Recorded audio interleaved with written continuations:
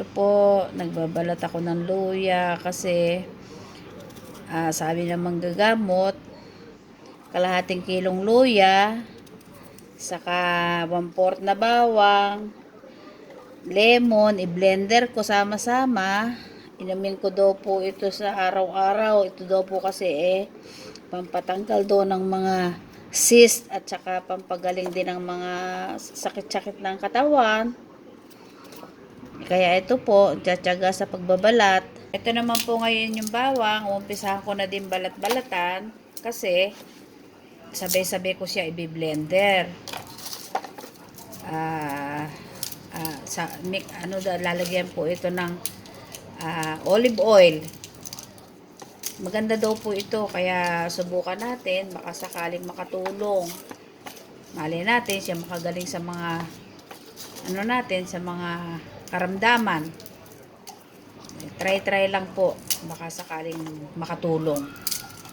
Sige po, at sa pagbe-blender ko nito papakita ko sa inyo. Salamat po. Ito po, umpisahan ko na po siyang hihiwa-hiwain ng mga ganito kalaki kasi i-blender. Hindi siya kaya ng blender. Mahan ng olive oil. Pini-blender na, pakikita ko po sa inyo mamaya.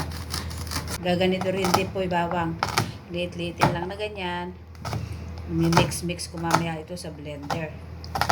Ito po ginagawa ko. Ito yung sinasabi ko sa inyo kanina na gamot sa mga sumasakit, sa mga cyst, sa mga masakit tuhod, iinumin daw ito. Ito po,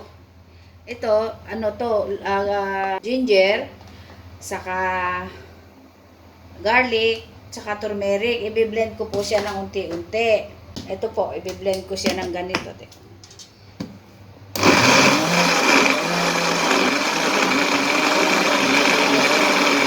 Ito na po yung texture ng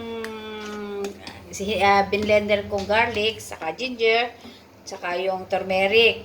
Ngayon po, ito na po siya. Ngayon, i-add po natin itong 1/2 cup ng olive oil. Yan. At saka po itong dagdagan natin ng honey kung ano lang po ang gusto nyo para sa sa taste. I-blend ko uli siya ng ganito po.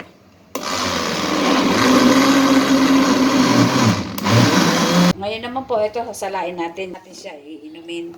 Yung katas niya, yun ang iinumin. Ito po yung texture niya, ganyan po siya.